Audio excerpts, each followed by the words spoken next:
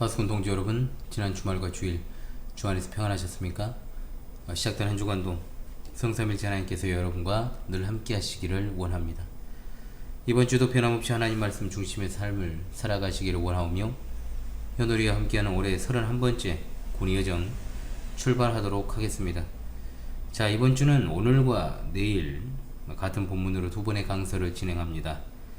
그래서 오늘은 로마서 11장 33절의 말씀을 암송하고, 내일은 11장 36절의 말씀을 암송하도록 하겠습니다. 로마서 11장 33절의 말씀을 함께 외웁시다. 깊도다 하나님의 지혜와 지식에 풍성하며 그의 판단은 헤아리지 못할 것이며 그의 길은 찾지 못할 것이로다. 로마서 11장 33절 말씀. 아멘. 다시 한번 외워보겠습니다. 깊도다 하나님의 지혜와 지식에 풍성하며 그의 판단은 헤아리지 못할 것이며 그의 길은 찾지 못할 것이로다. 로마서 11장 33절 말씀. 아멘. 오늘 또 계속해서 로마서 11장의 내용을 지난주에 이어서 해설하는 시간을 갖기 전에 해당 본문을 먼저 읽고 시작하도록 하겠습니다. 로마서 11장 33절로 36절입니다. 깊도다 하나님의 지혜와 지식에 풍성하며 그의 판단은 헤아리지 못할 것이며 그의 길은 찾지 못할 것이로다. 누가 주의 마음을 알았느냐? 누가 그의 모사가 되었느냐? 누가 주께 먼저 드려서 갚으심을 받겠느냐? 이는 만물이 주에게서 나오고 주로 말미암고 주에게로 돌아감이라. 그에게 영광이 세세에 있을지어다. 아멘.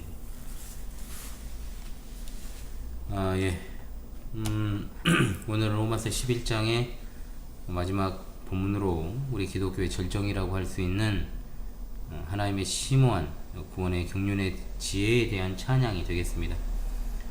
바울사도는 여태까지의 논의를 하나님께 대한 찬송과 영광 돌림으로 마무리합니다. 유대인들과 이방인들 모두에게서 택자들을 구원하시는 하나님의 놀라우신 섭리의 깊고 오묘함을, 하나님의 지혜와 지식의 풍성함을 찬송하는 노래입니다.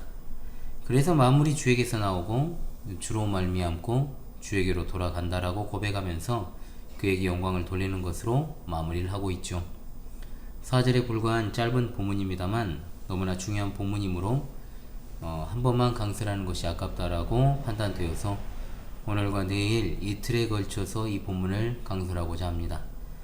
이 시간 하나님께 대한 찬송과 영광을 돌리는 이 귀하고도 위대한 말씀을 통하여 모든 영광을 하나님께 돌리는 구원받은 하나님의 택자들이 다 되시기를 주님의 이름으로 간절히 소망합니다.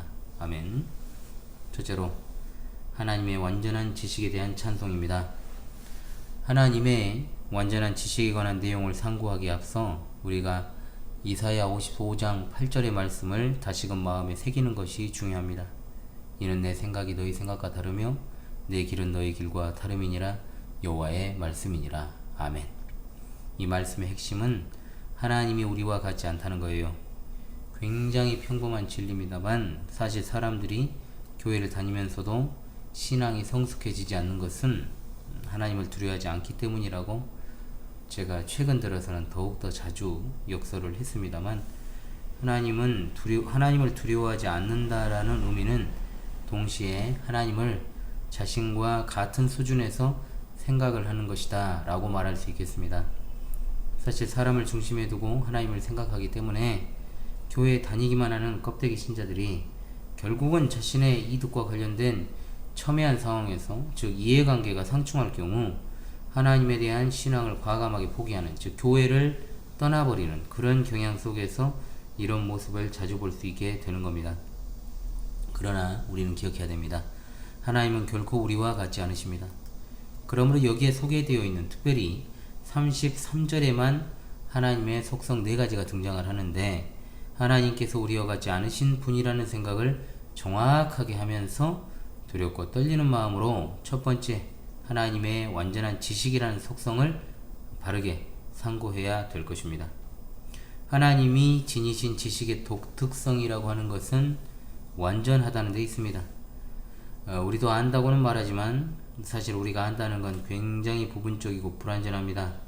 하나님의 지식이 완전하다는 건 간단히 표현하자면 하나님은 모든 것을 아신다는 말로 표현할 수 있습니다. 과거와 현재와 미래에 대한 사건을 모두 아시고 가능한 모든 것, 실제적인 것을 다 아십니다.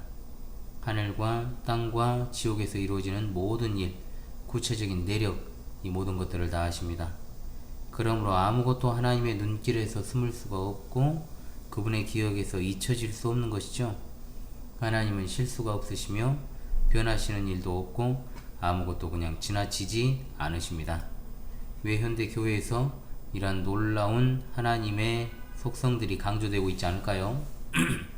그것은 다 하나님께서 다 하신다라고 하는 개념 자체를 자기 자신의 유익을 위해서만 사용하는 인간의 못된 습성이 반영되어 있기 때문입니다. 현대 교회와 거기에 속한 많은 교인들이 하나님이 모든 것을 다 아신다고 할 때는 언제나 자기중심적으로 그것을 사용할 때가 많습니다. 하나님은 나의 아픔을 다 아신다, 뭐 이런 거죠. 당연하죠, 그거는. 그러나 그런 것들을 중심으로 해서 철저하게 인간중심, 자기중심적으로 하나님의 속성을 이해하는 것은 잘못된 것입니다. 그러나 하나님께서 나의 모든 은밀한 죄를 다 아신다. 또 내가 사람의 눈을 속이고 몰래 실수하고 오류를 범하고 은밀한 중에 지었던 모든 죄를 다 아신다. 나의 은밀한 욕구를 아시고 나의 정욕을 다 아신다는 측면에서는 하나님의 속성을 이해하려고 하지 않는다는 거죠. 즉 이것이 사실상 아주 큰 문제가 되는 겁니다. 선택적인 하나님 속성 이해라고 할 수 있죠. 그래서 인간 중심의 인본주의가 무서운 것입니다. 그러나 참된 그리스도인은 하나님의 지식을 포함한 그분의 속성을 바르게 알고 적용을 해야 됩니다. 하나님의 완전한 지식은 반드시 그리스도인들에게 4가지의 영향을 끼치게 되어 있습니다. 그건 뭐냐? 첫 번째, 하나님의 완전한 지식은 그리스도인들을 겸손하게 만듭니다. 신구약 성경을 통틀어서 의인을 꼽으라 한다면 성경 안에서 노아와 욥과 다니엘이 꼽힙니다. 그 가운데서도 동방의 의인 욥은 의로운 사람의 대명사로 사용되기도 하는 그야말로 경건한 사람의 대표격이라고 할 수 있죠. 그러나 그도 죄인이었습니다. 욥기는 37장까지도 하나님께서 욥에 대해서 침묵하십니다. 그의 고통에 대해서 어떠한 설명도 위로도 하지 않으십니다. 심지어 38장에 등장하실 때도 하나님께서는 욥에게 전혀 지금까지의 상황에 대한 설명이나 위로를 하지 않으십니다. 오히려 그 반대로 하나님이 욥이 마치 하나님의 길을 알 수 있다는 것처럼 하나님보다 의로운 것처럼 그렇게 말했던 것에 대해서 책망하시고 꾸짖으십니다. 무려 4장하고도 129절에 걸쳐서 하나님은 욥에게 묻고 또 묻고 물으십니다. 그리고 욥이 42장 3절로 6절에 이렇게 말합니다. 내가 스스로 깨달을 수 없는 일을 말하였고 스스로 알 수 없는 헤아리기 어려운 일을 말하였나이다. 그러므로 내가 스스로 한하고 티끌과 제 가운데서 회개하나이다. 아멘.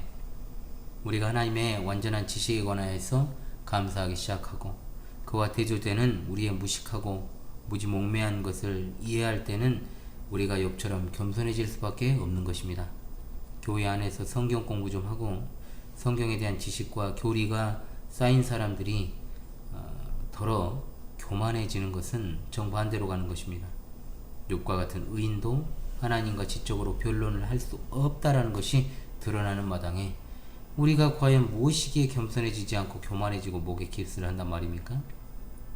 절대로 성도는 하나님에 관한 지식과 속성을 알아갈수록 더욱더 낮은 자가 되어갑니다. 둘째, 하나님의 완전한 지식은 우리를 위로합니다. 우리가 하나님 앞에서 겸손해지고 나서야 우리가 하나님의 완전한 지식이 비로소 우리를 위로한다는 사실 앞에 참된 위로를 받을 수 있게 되는 겁니다. 하나님은 우리의 아주 못된 모습도 다 아십니다.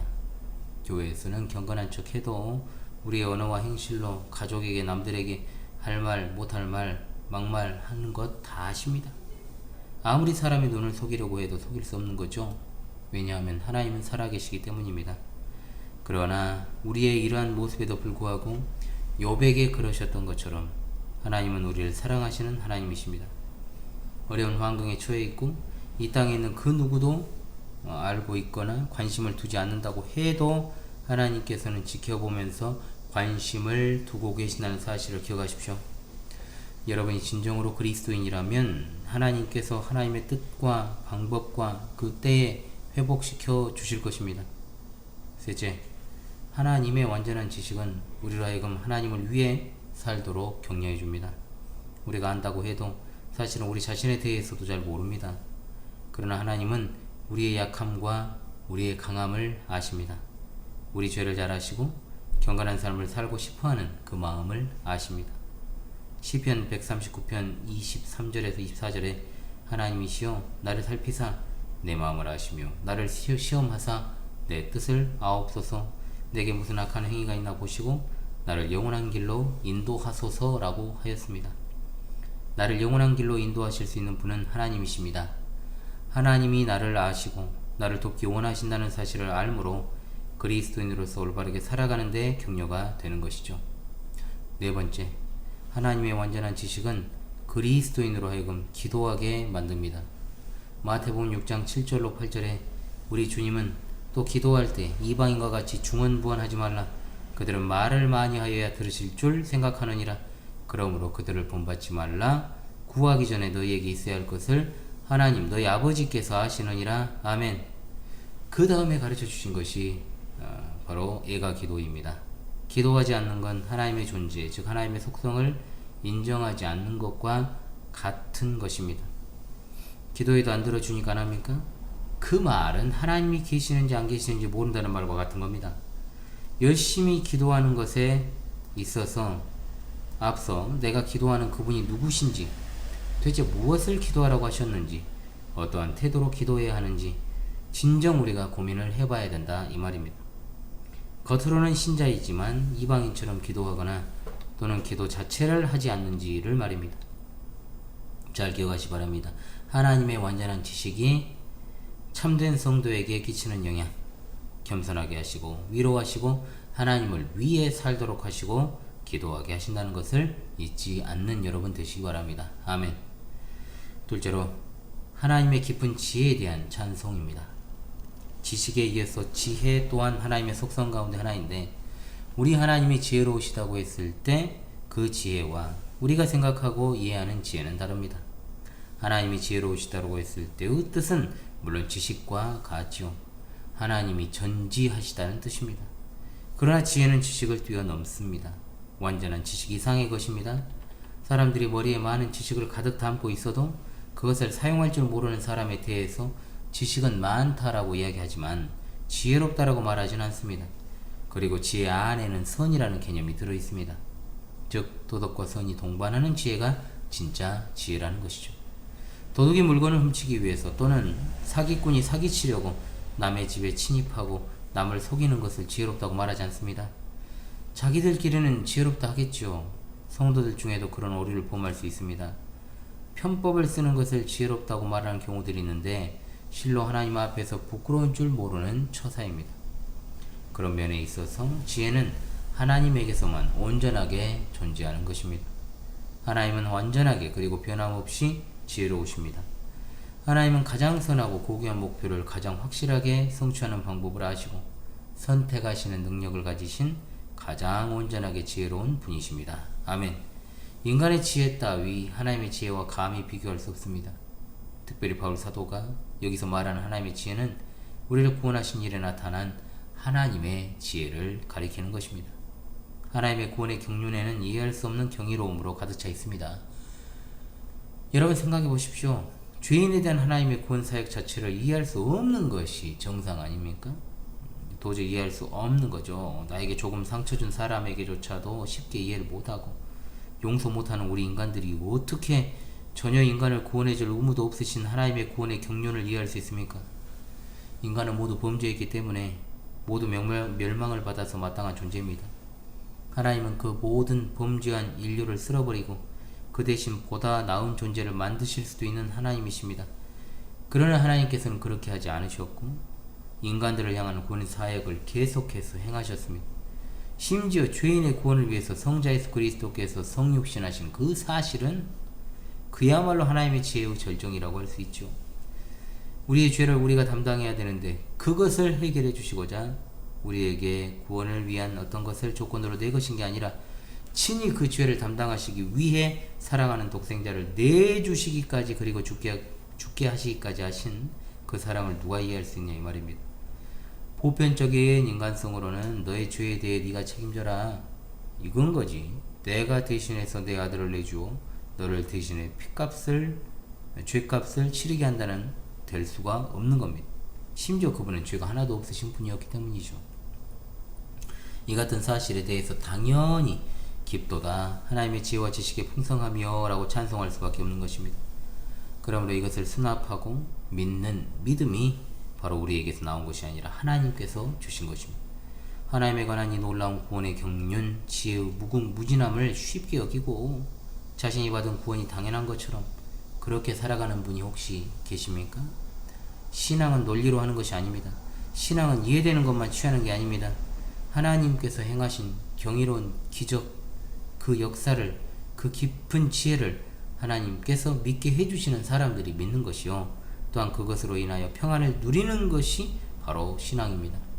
그러나 그렇게 하지 않고 이성으로 수납하고 논리로 수납하려는 사람들은 교회 안에 있다가 바람에 나는 겨와 같이 날아가 버릴 것입니다. 여기에 모이신 여러분은 하나님의 깊고도 깊은 지혜로 말미암아 이 자리에 앉아 계시는 줄을 믿으시기 바랍니다. 또한 중요한 것은 하나님의 지혜가 우리와 다르다는 것을 빌미로 우리가 아무것도 하지 않고 가만히 믿기만 하면 된다는 식의 생각은 금물입니다. 에베소서 5장 15절로 17절에 그런즉 너희가 어떻게 행할지를 자세히 주의하여 지혜 없는 자같이 하지 말고 오직 지혜 있는 자같이 하여 세월을 아끼라 때가 악하니라. 그러므로 어리석은 자가 되지 말고 오직 주의 뜻이 무엇인가 이해하라 말씀하였고, 골로새서 4장 5절 외인에게 대해서는 지혜로 행하여 세월을 아끼라고 했으며, 야고보 사도는 1장 5절 말씀 가운데 너희 중에 누구든지 지혜가 부족하거든 모든 사람에게 후히 주시고 꾸짖지 아니하시는 하나님께 구하라 그러면 주시리라. 아멘. 지혜를 구하는 성도들은 딱 두 가지를 기억해야 됩니다. 첫 번째, 하나님을 경외해야 됩니다. 잠언 19장 10절에 여호와를 경외하는 것이 지혜의 근본이라 했습니다. 두 번째, 하나님의 말씀인 성경을 알려고 노력을 해야 됩니다. 참 지혜는 모든 성경이 하나님의 감동으로 된 것으로 교훈과 책망과 바르게 함과 의로 교육하기에 유익하다는 사실을 믿고 꾸준하게 읽고 배우고 상고하는 일로부터 얻을 수 있다는 거죠. 성도가 성경을 멀리하는 것은 어리석다는 증거이고, 또한 하나님을 위해 살고자 하는 마음이 없다는 것을 나타내므로 우리 사랑하는 파스콘 동지들이시여, 이름만 성도라 이끌음 받지 말고 하나님을 경외하고 하나님의 말씀을 가까이 하는 자들이 다 되시기를 간절히 바랍니다. 아멘. 목이 안 좋네요. 수련회 끝나고 직후에 지금 제가 또 방송을 녹화하는 거여서 그렇습니다. 말미에 말씀을 드리겠습니다. 도라지입니다. 예, 도라지. 셋째, 하나님의 헤아리지 못할 판단들에 대한 찬송이 되겠습니다. 자, 여기 나오는 판단이라는 말이 무엇을 가리키는지가 중요합니다. 원문에서는 복수로 되어 있습니다. 그래서 판단들이라고 해야 옳죠. 판단들이란 무슨 뜻일까요? 기본적으로는 하나님의 심판이라는 말이 있고, 또한 하나님의 통치라는 말로도 쓰입니다. 그래서 재판관의 결정을 가리키는 말로 사용되기 때문에 판단들에 이어서 나오는 것이 하나님의 길입니다. 그러므로 하나님의 일반적인 모든 행위들을 가리키는 말로 사용되는 것으로 봤을 때 이것은 하나님의 작정과 섭리라고 봐야 되는 거죠. 하나님의 작정과 섭리들은 헤아리지 못할 것이다, 즉 찾아낼 수 없다 또는 탐구할 수 없다는 뜻입니다. 우리가 도무지 알 수 없다는 거죠. 우리 사람들이 결정하고 내리는 것과 어떻게 다를까? 바울 사도가 이처럼 하나님의 작정에 대하여 경외하는 태도를 가진 건 우리로 하여금 하나님의 작정에 관한 5가지를 기억하게 만드는 겁니다. 첫 번째, 하나님의 작정들은 모두 하나님의 영광을 위한 것임을 믿으시기 바랍니다. 사람들은 성경을 믿는다고 하면서도 하나님의 영광보다는 자신의 구원과 행복을 먼저 떠올리는 경향이 있습니다. 자, 여러분에게 3가지 질문을 드립니다. 하나님은 왜 천지를 창조하셨을까요? 우리들이 아름다운 세상을 갖다가 살아갈 수 있는 환경을 주시기 위함이요? 아닙니다. 하늘이 하나님의 영광을 선포하고 공창이 그 손으로 하신 일을 나타내는 도다라고 했습니다. 하나님의 영광을 위해서 천지 만물을 창조하신 겁니다. 둘째 질문입니다. 예수님은 왜 세상에 오셨을까요? 우리를 죄에서 구원하시기 위함이지요. 사실입니다. 그러나 더 좋은 답은 예수님이 직접 말씀하셨습니다. 아버지께서 내게 하라고 주신 일을 내가 이루어 아버지를 이 세상에서 영화롭게 하였사오니 아멘. 역시 하나님의 영광을 위해서 오셨다는 겁니다. 세 번째 질문을 또 드리도록 하겠습니다. 성도들이 장차 하나님 보좌 앞에 설 때 뭐라고 말할까요? 구원해 주셔서 감사해요 라고 말할 것 같지만 어떻습니까? 성경에 답이 있습니다. 보좌에 앉으신 이와 어린 양에게 찬송과 존귀와 영광과 능력을 세세토록 돌릴지어다. 아멘. 우리는 철저히 자기중심적이고 주관적입니다. 그러나 우주 안에서 일어나는 일, 그리고 아주 사소한 하나하나의 일까지도 다 하나님의 영광을 위한 것임을 잊지 마십시오. 사람이 먼저가 아니라 하나님의 영광이 먼저다. 이것이 바로 이 기독교인의 세계관이라는 것을 잊지 마십시오. 둘째, 하나님의 작정들은 영원합니다. 일전에도 말씀을 드렸습니다만 시간과 공간의 제한을 받은 우리가 하나님을 감히 시간과 공간에 집어넣어 이해해서는 안 된다고 했습니다. 하나님은 단지 시공을 초월해 계시는 분이 아니라 시간과 공간을 창조하신 분이십니다. 따라서 하나님의 작정들, 즉 하나님의 모든 결정은 다 영원한 것입니다. 택자들은 언제 택함 받았습니까? 창세 전에 택함 받았습니다. 예수님도 창세 전부터 미리 알리신 바 된 어린 양이십니다. 역사의 모든 세세한 사건들은 심지어 아주 사소한 일들까지도 다 하나님의 영원하신 목적들이 전개된 것일 뿐 하나님의 작정 안에 있지 않은 기이한 일들이나 사소한 단 한 가지의 일들조차도 없다는 사실을 믿으시기 바랍니다. 셋째, 작정들은 다 하나님의 뜻대로입니다.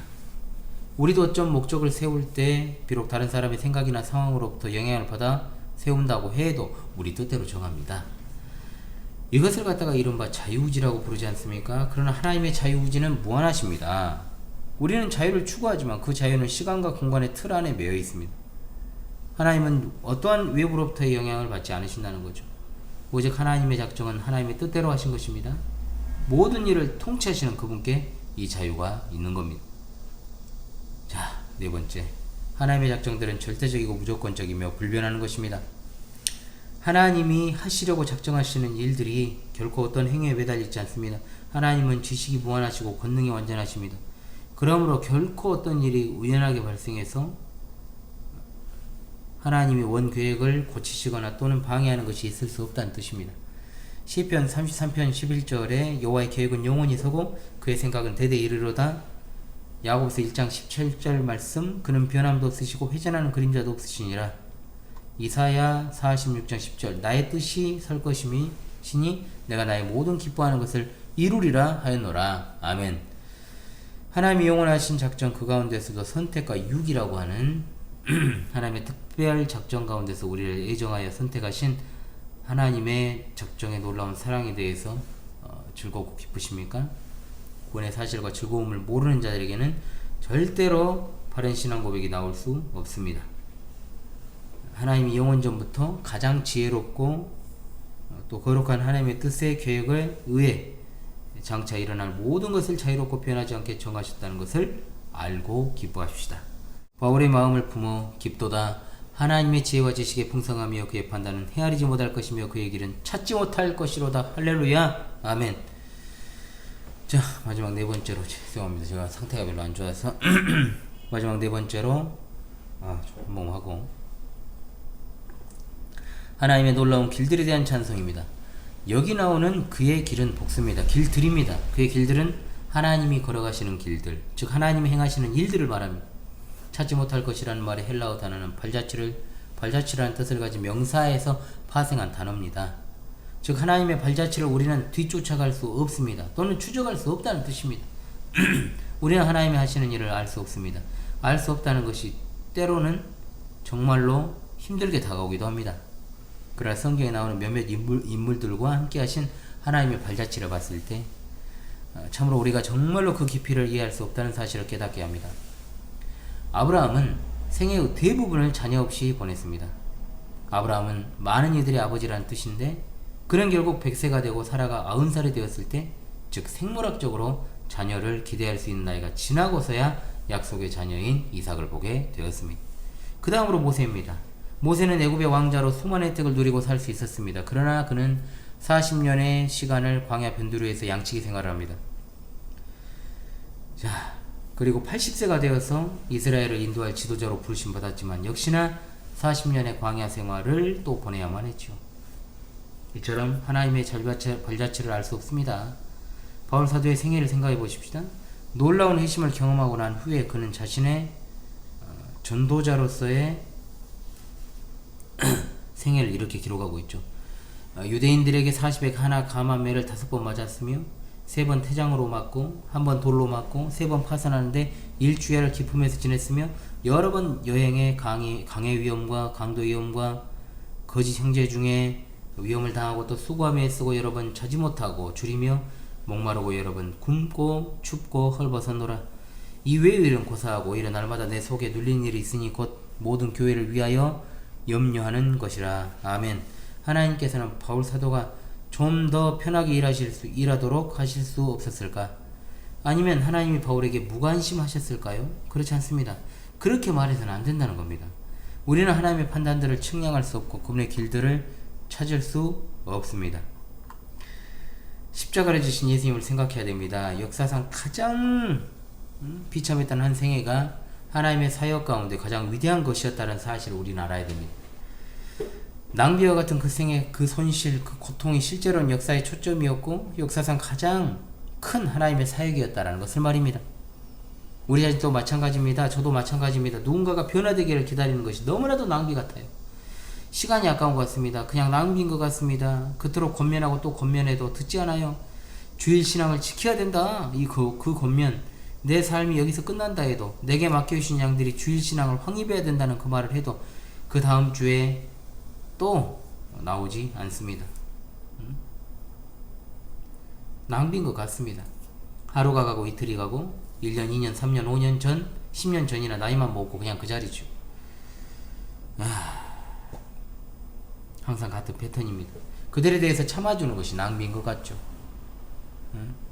하루가 가고 이틀이 가고 계속해서 그냥 포기하고 싶고 그냥 버리고 싶습니다. 확신을 가지고 목회사역을 시작했습니다. 그래도 시작할 때 하나님께서 내게 맡겨주신 양이 그래도 어느 정도 되니까 새 생명을 결실하고 또한 가정의 남편들이 자녀들이 뭐 온전하게 믿게 되는 것은 둘째치고 그래도 교회에 나오게 될 줄로만 생각을 했죠. 제가 초창기 때 그랬다는 거예요. 그게 아니에요. 아니었습니다. 교회로 인도하는 이가 없고 남편들과 자녀들 정말로 그것 때문에도 상당히 힘든 가운데 놓여 있는 것도 사실이에요. 그 와중에 오히려 하나님께서는 참 우리 교회에서 초창기 때 이야기 제가 하고 있습니다. 여러분 또 중직자를 데려가셨죠.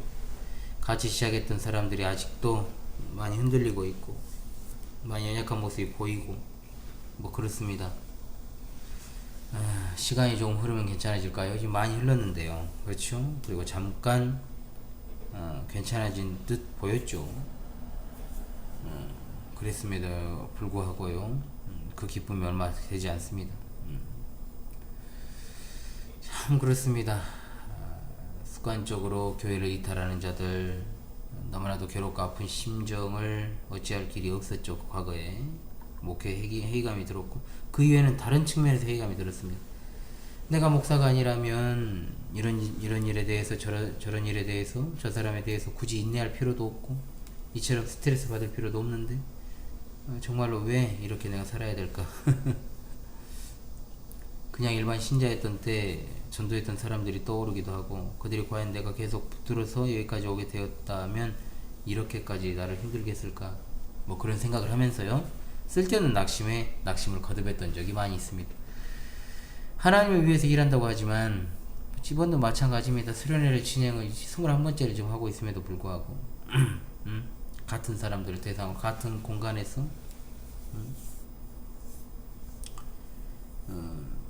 열매가 없는 것 같고 오히려 더 후퇴하는 것 같은 그런 어떤 일상 속에서 양들을 떠올리면서 말씀을 준비해도 누군가는 또 거기에 대해서 제대로 된 반응이 나오지 않고 그리고 정말로 한풀 죽어가지고 살아갔던 때 그리고 지금은 더욱더 그러하고 여러가지로 이제 자신감을 회복하고 진짜 하나님께서 맡겨주신 사명에 대한 막중한 책무를 생각하면서 그렇게 해도 저 자신이 한없이 좀 약하고 부족해 보일 뿐이죠. 그래서 하나님께서 말씀하십니다. 그러므로 우리가 낙심하지 아니하노니 우리의 겉사람은 낡아지나 우리의 속사람은 날로 새로워지도다. 우리가 잠시 받는 환난에 경한 것이 지극히 크고 영원한 영광이 중한 것을 우리에게 이루게 함이니 우리가 주목하는 것은 보이는 것이 아니요 보이지 않는 것이니 보이는 것은 잠깐이요 보이지 않는 것은 영원함이라. 아멘. 세상의 고통은 순간입니다. 그런 고통들을 통해서 모든 것과도 비교할 수 없는 영원한 영광을 얻어가는 것임을 다시금 깨닫게 해주신 우리 하나님께 감사합니다. 사랑하는 우리 파스콘 동지들이시오, 여러분이 진정한 그리스도인이라면 하나님의 지식과 지혜의 풍성함과 하나님의 작정들과 하나님의 헤아릴 수 없는 길들에 대해서 마땅히 경외심을 품고 하나님의 놀라우신 섭리를 믿고 감사와 찬송을 돌려야 됩니다. 예수님을 믿는다고 죽임당하는 무슨 핍박받는 공산국 국가도 아니고 그저 나의 게으름과 나태함과 불편함 때문에 대충 신앙생활하는 척만 하지 말고 진정으로 나에게 구원과 영생을 선물로 주신 하나님께 빚진 자로서 그 빚을 감당하지 못하나 하나님의 은혜를 감사하면서 하나님을 위해 사시는 여러분 모두가 되시길 바랍니다. 본교회와 현월TV 파스콘 동지들께요, 그 어떤 것도 하나님과 비할 것이 없다는 것이 가슴에 새겨지는 아름다운 하나님 백성들이 다 될 수 있기를 소망합니다. 여러분, 제가 녹화를 하는 게 지금 주일 4시 넘어서까지, 오후 4시 넘어서까지 수련회 2박 3일 꼬박 채우고, 그리고 나서 이제 성도들 다 귀가하고 난 뒤에 저희 식구들 이제 보내고, 성도인 편에 보내고 나서 제가 이제 녹화 중에 있습니다. 상태가 상당히 안 좋습니다. 제가 말을 하면서도 지금 잘 전달이 됐을까 지금 그런 생각이 드는데요. 좀 관련 주제이기도 한 것 같고요. 여러 가지로 쉽지 않은 일상이었고, 또 그리고 수련회도 쉽진 않았습니다. 그런데 또 지나놓고 보니까 나의 연약함과 부족함이구나, 또 그런 생각도 해보고, 또 그래도 하나님께서 은혜 주심으로 선방을 했다, 이런 생각을 또 해봅니다. 그래서 이번 주 참 피곤한 가운데서도 방송이 과연 진행될까 지금 고민하고 또 고민했는데, 어찌되었든 간에 해보는 데까지 해보고 여러분들에게 또 말씀을 드리도록 그렇게 하겠습니다. 이번 주 하나님의 말씀을 외우겠습니다. 깊도다 하나님의 지혜와 지식의 풍성함이요 그의 판단은 헤아리지 못할 것이며 그의 길은 찾지 못할 것이로다. 로마서 11장 33절 말씀. 할렐루야 아멘.